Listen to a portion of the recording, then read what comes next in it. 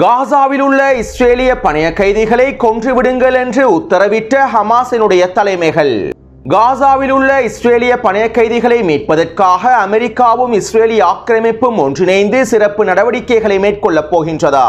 காசாவின் எந்த பிரதேசத்திலே அமெரிக்காவும் இஸ்ரேலிய ஆக்கிரமிப்பும் இந்த சிறப்பு நடவடிக்கைகளை மேற்கொள்ளப் போகின்றார்கள்? இஸ்ரேலிய பணைய கைதிகளின் குடும்ப உறுப்பினர்கள் டொனால்ட் ட்ரம்பின் நிர்வாகத்திடம் முன்வைத்திருக்கக்கூடிய கோரிக்கைகளும் தொடர்ச்சியாக நடைபெற்று வரும் ஆர்ப்பாட்டங்களும். காசாவின் முற்றுகையை உடைப்பதற்காக களமிறக்கப்பட்டிருந்த ஃப்ரீடம் ஃப்ளோட்டிலா நிறுவனத்தின் ஹெந்தலா கப்பலுக்கு என்ன நடந்தது? காசாவிலிருந்து மெதுமெதுவாக வெளியேற்றப்படும் பலஸ்தீனியர்களும் இதற்கு பின்னால் இருக்கக்கூடிய சூழ்ச்சி திட்டங்களும். அவசரமாக எகிப்துக்கு தேவையான வான் பாதுகாப்பு அமைப்புகளையும் ராடர் கருவிகளையும் வழங்கப் போகும் அமெரிக்கா.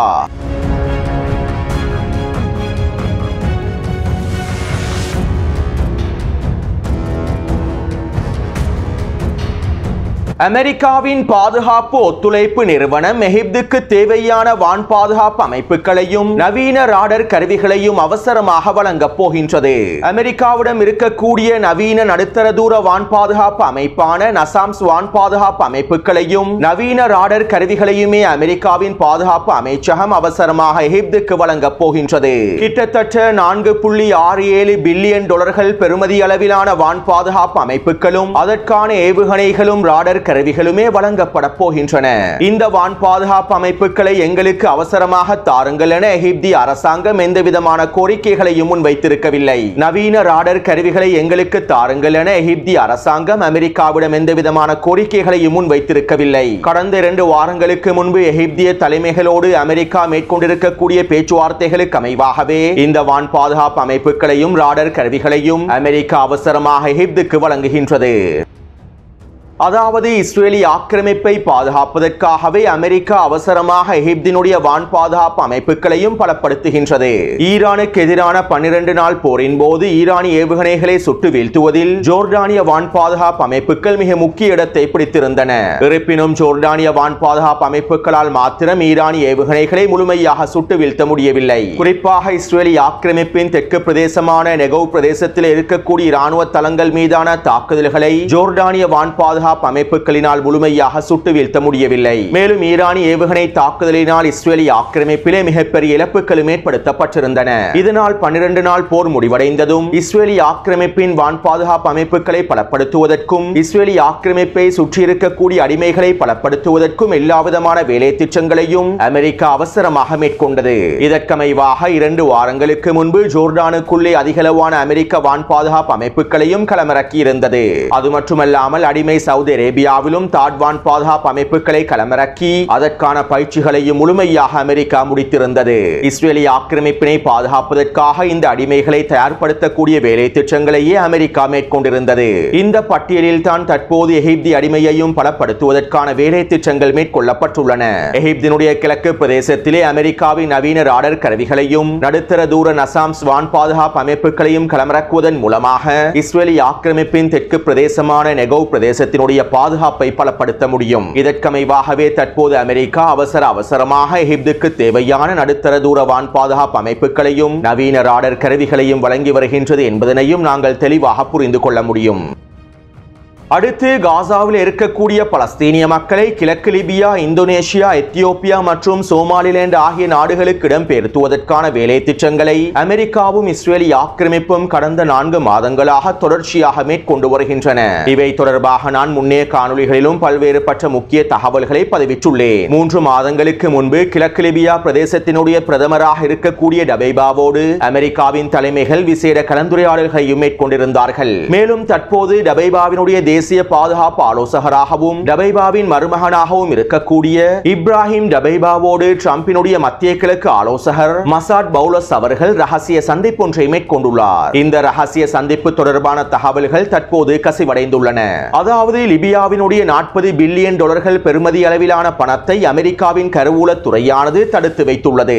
இந்த $40 பில்லியன் பணத்தை லிபியாவுக்கு வழங்குவதற்கான பேச்சுவார்த்தைகளையே கிழக்கு லிபியாவின் தேசிய பாதுகாப்பு ஆலோசகரோடு அமெரிக்க தூதர் கலந்துரையாடல்களை மேற்கொண்டுள்ளார். மேலும் இந்த 40 பில்லியன் டாலர்களை லிபியாவுக்கு மீண்டும் வழங்குவதற்கு ஈடாக 15 பில்லியன் அமெரிக்க டாலர்களை கட்டணமாக லிபியா வழங்க வேண்டும் என்றும், காசாவில் இருக்கக்கூடிய பலஸ்தீனிய மக்களின் சிறு தொகையினரை லிபியாவினுடைய அரசாங்கம் ஏற்றுக்கொள்ள வேண்டும் என்றும் நிபந்தனைகள் விதிக்கப்பட்டிருப்பதாகவும் தகவல்கள் கசிவடைந்துள்ளன.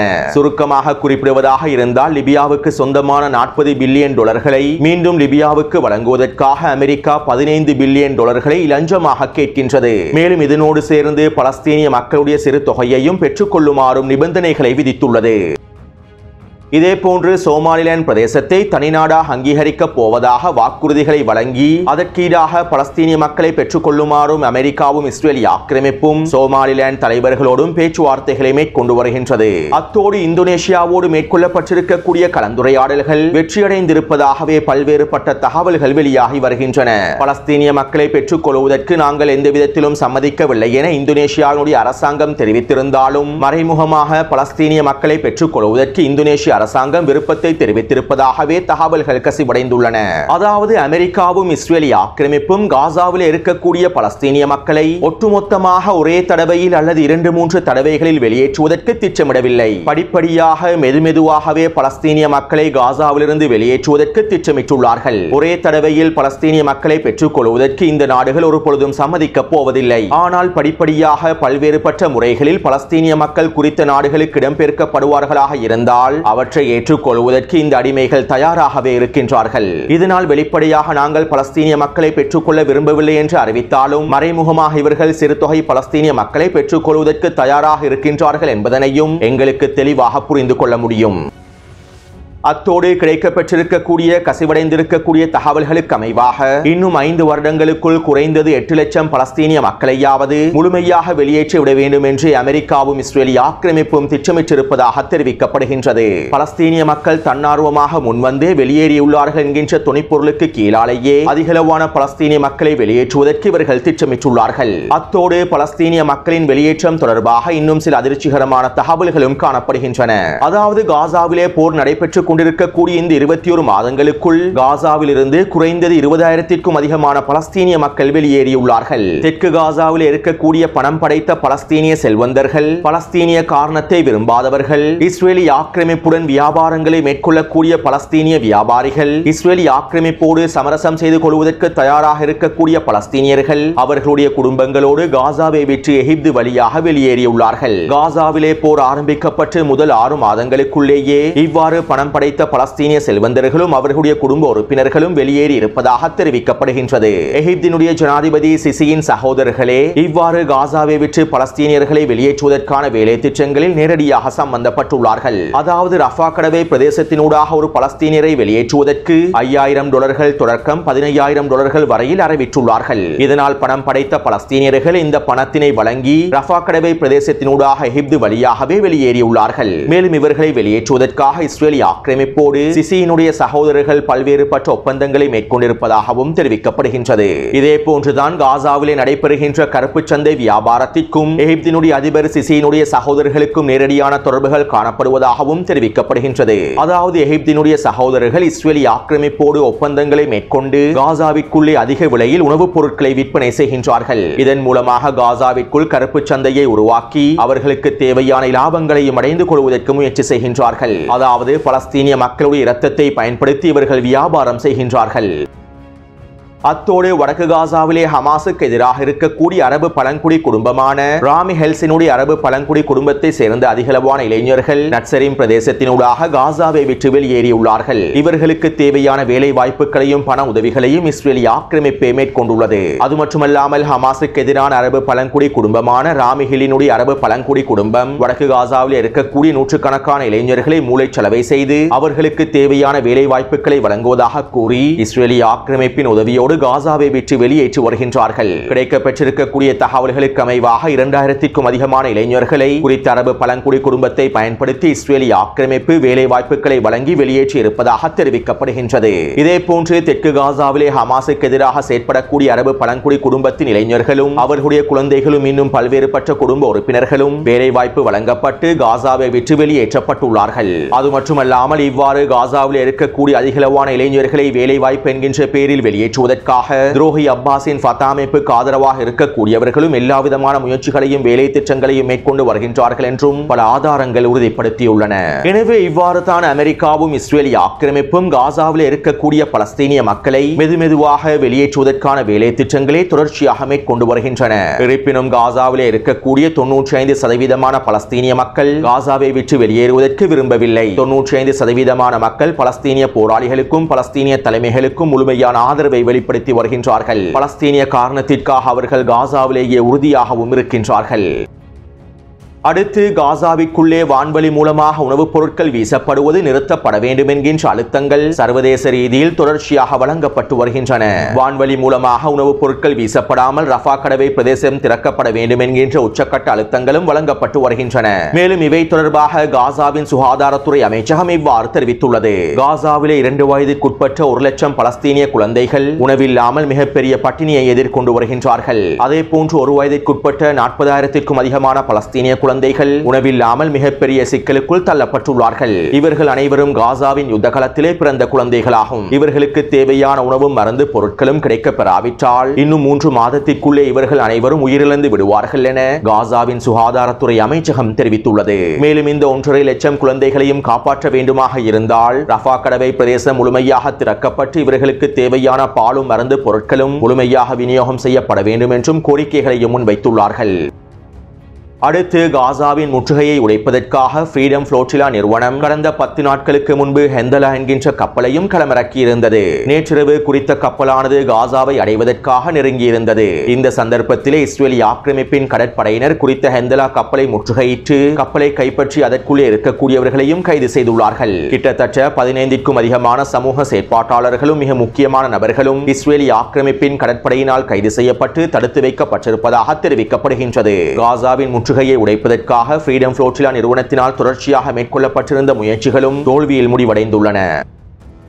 அடுத்து இஸ்ரேலிய ஆக்கிரமிப்பு பணைய கைதிகளுடைய குடும்ப உறுப்பினர்கள் டொனால்ட் ட்ரம்பினுடைய நிர்வாகத்திற்கு கோரிக்கைகளை முன்வைத்துள்ளார்கள். நெட்டன்யாஹூ ஹமாஸோடு ஒரு விரிவான ஒப்பந்தத்தினை மேற்கொள்ள வேண்டும். எங்களுடைய பிள்ளைகளுக்கும் குழந்தைகளுக்கும் நேரம் குறைவாகவே காணப்படுகின்றது. ஹமாஸினுடைய நிபந்தனைகளை ஏற்றுக்கொண்டு ஒப்பந்தத்தினை முடிப்பதன் மூலமாகவே எங்களுடைய குழந்தைகளை மீட்டெடுக்க முடியும். நெட்டன்யாஹூ அவருடைய அரசியல் லாபங்களை அடைந்து கொள்வதற்காகவும் அவருடைய பதவியை பாதுகாத்துக் கொள்வதற்காகவும் எங்களுடைய குழந்தைகளை பலியாக்குகின்றார். அமெரிக்க ஜனாதிபதி டொனால்ட் ட்ரம்ப் நெட்டன்யாஹூவுக்கு அழுத்தங்களை வழங்க வேண்டும். அழுத்தங்களை வழங்கி நெட்டன்யாஹூவை சம்மதிக்க வைத்து எங்களுடைய பிள்ளைகளை மீட்டுத் தர வேண்டும் என இஸ்ரேலிய பணைய கைதிகளுடைய குடும்ப உறுப்பினர்கள் டொனால்ட் ட்ரம்பின் நிர்வாகத்திற்கு கோரிக்கைகளை முன்வைத்துள்ளார்கள். அத்தோடு நேற்றிரவும் இஸ்ரேலிய ஆக்கிரமிப்பின் டெல் அவீவ் பிரதேசத்தில் ஆர்ப்பாட்டங்களும் போராட்டங்களும் நடைபெற்றிருந்தன. ஹமாஸின் நிபந்தனைகளை ஏற்று பணைய கைதிகளை முழுமையாக மீட்டெடுக்க வேண்டும் என்கின்ற ஆர்ப்பாட்டங்களே நடைபெற்றிருந்தன. இதைத் தொடர்ந்து அமெரிக்காவின் வெளியுறவுத்துறை அமைச்சர் மார்க்கோ ரூபியோ பணைய கைதிகளுடைய குடும்ப உறுப்பினர்களிடத்தில் இவ்வாறு தெரிவித்தார். தற்போது போர் நிறுத்த பேச்சுவார்த்தைகள் தோல்வியடைந்துள்ளன. இதனால் நாங்கள் காசா தொடர்பான அடுத்த கட்ட வேலை திட்டங்களை மேல் பரிசீலனை செய்ய வேண்டும். அமெரிக்க அதிபர் டொனால்ட் ட்ரம்ப் காசா தொடர்பான புதிய கொள்கைகளையும் புதிய விருப்பங்களையும் புதிய வேலை திட்டங்களையும் மேற்கொள்வதற்கு ஆலோசனை செய்து வருகின்றார். மேலும் நாங்கள் இஸ்ரேலிய பணைய கைதிகளை காசாவிலிருந்து மீட்டெடுப்பதற்கு சில மாற்று வழிகளையும் யோசனை செய்து வருகின்றோம் என அமெரிக்காவின் வெளியுறவுத்துறை அமைச்சர் மார்க்கோ ரூபியோ இஸ்ரேலிய பணைய கைதிகளின் குடும்ப உறுப்பினர்களுக்கு பதில்களை வழங்கியுள்ளார். அத்தோடு காசாவின் யுத்த நிறுத்த பேச்சுவார்த்தைகள் தோல்வி அடைந்திருப்பதனால் அமெரிக்காவும் இஸ்ரேலிய ஆக்கிரமிப்பும் ஒன்றிணைந்து காசாவில் இருக்கக்கூடிய இஸ்ரேலிய பணைய கைதிகளை மீட்டெடுப்பதற்காக சிறப்பு நடவடிக்கைகளை மேற்கொள்ளப் போவதாக உளவு தகவல்களை பலஸ்தீனிய தலைமைகள் பெற்றுக் கொண்டுள்ளார்கள். மேலும் இவை தொடர்பான தகவல்களை அல் ஹாரிஸ் தளமானது இவ்வாறு வெளியிட்டுள்ளது. காசாவில் இருக்கக்கூடிய இஸ்ரேலிய கைதிகளை மீட்டெடுப்பதற்காக அமெரிக்காவும் இஸ்ரேலிய ஆக்கிரமிப்பும் ஒன்றிணைந்து அவர்களுடைய சிறப்பு படைகளை களமிறக்கி விசேட நடவடிக்கைகளை மேற்கொள்ளப் போவதாக உளவு தகவல்கள் கிடைக்கப்பெற்றுள்ளன. இதனால் அனைத்து கைதிகளுடைய பாதுகாப்பு போராளிகளும் உச்ச எச்சரிக்கையில் வைக்கப்பட்டிருப்பதாகவும் இதற்கான எல்லாவிதமான அறிவுறுத்தல்களும் அவர்களுக்கு வழங்கப்பட்டிருப்பதாகவும் மேலும் ஏதாவது மாற்றமான சந்தேகத்திற்கிடமான நகர்வுகள் மேற்கொள்ளப்பட்டால் அவை தொடர்பாக அவசரமாக பலஸ்தீனிய மக்கள் பலஸ்தீனிய போராளிகளுக்கு அறிவிக்க வேண்டும் என பலஸ்தீனிய தலைமைகள் கோரிக்கைகளை முன்வைத்திருப்பதாக அல் ஹாரிஸ் தளமானது தெரிவித்துள்ளது. அதாவது அமெரிக்காவின் விசேட மீட்பு படைகள் களமிறக்கப்பட்டு இஸ்ரேலிய ஆக்கிரமிப்பின் விசேட மீட்பு படைப்பிரிவுகளும் களமிறக்கப்பட்டு காசாவிற்குள்ளே ரகசியமான நடவடிக்கைகளை மேற்கொண்டு பணைய கைதிகளை மீட்டெடுப்பதற்கான வேலை திட்டங்களை மேற்கொள்ளப் போகின்றார்கள். தற்போது காசாவிலே 20 உயிரோடு இருக்கக்கூடிய இஸ்ரேலிய கைதிகள் தடுத்து வைக்கப்பட்டுள்ளார்கள். இவ்வாறு உயிரோடு இருக்கக்கூடிய 20 இஸ்ரேலிய பணைய கைதிகளும் மத்திய காசாவின் மேற்கு பிரதேசத்திலேயே தடுத்து வைக்கப்பட்டிருப்பதாக தெரிவிக்கப்படுகின்றது. ஏனென்றால் காசாவிலே யுத்தம் ஆரம்பிக்கப்பட்டதிலிருந்து இஸ்ரேலிய ஆக்கிரமிப்பு ராணுவம் மத்திய காசாவின் மேற்கு பிரதேசத்திலே தரைவழி தாக்குதல்களை ஆரம்பிக்கவில்லை. காசாவின் ஏனைய பிரதேசங்கள் முழுவதும் தரைவழி தாக்குதல்கள் மேற்கொள்ளப்பட்டாலும் குறித்த வரைபடத்திலே சிவப்பு நிறத்தினால் காண்பிக்கப்பட்டிருக்கக்கூடிய மத்திய காசாவின் மேற்கு பிரதேசத்தில் இன்னும் இஸ்ரேலிய ஆக்கிரமிப்பு ராணுவம் தரைவழி தாக்குதல்களை ஆரம்பிக்கவில்லை. இதனால் உயிரோடு இருக்கக்கூடிய 20 இஸ்ரேலிய பணைய கைதிகளையும் குறித்த பிரதேசத்திலேயே ஹமாஸ் தடுத்து வைத்திருப்பதாக இஸ்ரேலிய ஆக்கிரமிப்பு மதிப்பிட்டுள்ளது. இதனாலேயே தற்போது உளவு தகவல்களை பெற்றுக்கொண்டு மத்திய காசாவின் மேற்கு பிரதேசத்தில் ரகசியமான முறையில் அமெரிக்காவின் மீட்பு படைகளையும் இஸ்ரேலிய ஆக்கிரமிப்பு மீட்பு படைகளையும் களமிறக்கி 20 பணைய கைதிகளையும் மீட்டெடுப்பதற்கான வேலை திட்டங்களை மேற்கொள்ள இருப்பதாக தெரிவிக்கப்படுகின்றது. இருப்பினும் இவை தொடர்பான அனைத்து விதமான உளவு தகவல்களும் முன்கூட்டியே காசாவில் இருக்கக்கூடிய பலஸ்தீனிய தலைமைகளுக்கு கிடைக்க பெற்றுள்ளது. இதனால் காசாவில் இருக்கக்கூடிய பலஸ்தீனிய தலைமைகள் இந்த சிறப்பு நடவடிக்கைகளை தோல்வியடைய செய்வதற்கான எல்லா விதமான வேலை திட்டங்களையும் மேற்கொண்டு வருகின்றார்கள். நேற்றிரவு ஹமாஸ் தரப்பினர் விசேட அறிக்கை ஒன்றையும் வெளியிட்டிருந்தார்கள். காசாவில் இருக்கக்கூடிய கைதிகளை மீட்பதற்காக அமெரிக்காவும் இஸ்ரேலிய ஆக்கிரமிப்பு முயற்சி செய்தால் நாங்கள் அதிரடியான சில முடிவுகளை எடுப்போம். இஸ்ரேலிய ஆக்கிரமிப்பு கைதிகளுடைய பாதுகாப்பு போராளிகள் உச்ச எச்சரிக்கையிலேயே வைக்கப்பட்டுள்ளார்கள். மேலும் அவர்களுடைய பாதுகாப்பை அதிகப்படுத்துவதற்கான எல்லா விதமான வேலை திட்டங்களையும் நாங்கள் மேற்கொண்டுள்ளோம். அது மட்டுமல்லாமல் அமெரிக்காவினுடைய மீட்பு படைகளும் இஸ்ரேலிய ஆக்கிரமிப்பு மீட்பு படைகளும் கைதிகளை மீட்பதற்காக களமிறக்கப்பட்டால் இஸ்ரேலிய கைதிகளை கொன்றுவிடுமாறு நாங்கள் உத்தரவுகளை பிறப்பித்துள்ளோம். இஸ்ரேலிய ஆக்கிரமிப்பு கைதிகளை மீட்க வரக்கூடிய அமெரிக்காவினுடைய படைகளையும் இஸ்ரேலிய ஆக்கிரமிப்பு படைகளையும் அழிப்பதோடு மாத்திரமல்லாமல் இஸ்ரேலிய கைதிகளையும் கொன்று விடுவதற்கே நாங்கள் உத்தரவிட்டுள்ளோம் என ஹமாஸ் தரப்பினர் தெரிவித்துள்ளார்கள். எனவே அமெரிக்காவும் இஸ்ரேலிய ஆக்கிரமிப்பும் இந்த சிறப்பு நடவடிக்கைகளை மேற்கொண்டால் இஸ்ரேலிய கைதிகள் மாத்திரமல்லாமல் களமிறக்கப்பட்டிருக்கக்கூடிய அமெரிக்காவினுடைய இஸ்ரேலிய ஆக்கிரமிப்புடைய படைகளும் முழுமையாக அழிக்கப்பட்டு விடுவார்கள். எனவே தற்போது பலஸ்தீனிய போராளிகள் உச்ச எச்சரிக்கையில் அனைத்திற்கும் தயாராகவே நிலைநிறுத்தப்பட்டுள்ளார்கள் என்பதனையும் எங்களுக்கு தெளிவாக புரிந்து கொள்ளலாம். அத்தோடு குறித்த காணொளி தொடர்பான கருத்துக்களை பதிவிடுங்கள். அடுத்த காணொளியை விரைவாக பதிவிடுகின்றேன். தொடர்ந்தும் என்னுடன் இணைந்திருங்கள். நன்றி, வணக்கம்.